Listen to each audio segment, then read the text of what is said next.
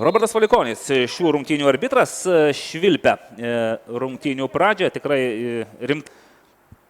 Vėl daug abiejų komandų futbolininkų baudos aikštelėje. Toks įdomesnis buvo sprendimas.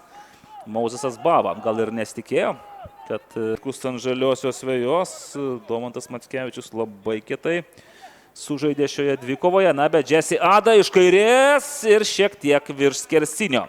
Skrieja kamuolys. Benediktas Žilo į kairę. Ar bus smūgis iš kairės? Lukas Gujis pabandė ir virpstas.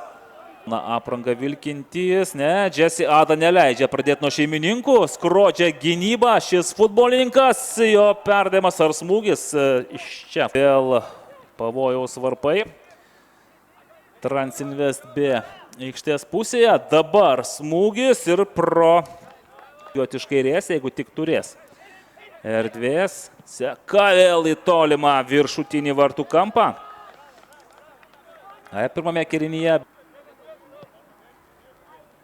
į kairę ir čia gali būti pavojinga ir Giedrius Anuškevičius nespėja. Bet dar vienas smūgis ir įvartis. Benediktas Žilas. Taip, šį sezoną Kenverlenas Lopezas pirmoje lygoje nerungtyniavo, tai jo debiutas ir įvartis. Tomas Steponavičius kala antrąjį vinį į Mažeikių atmosferos vartus. Dar galima būtų 2-1 ir 1-0. Tokias pergalės iškovojo.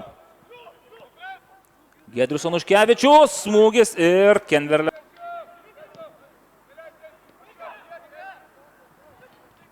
Michailo Veselinovičius, jo smūgis. Transinvest B futbolininkai gali švęsti beveik 2 mėnesius lauktą pergalę.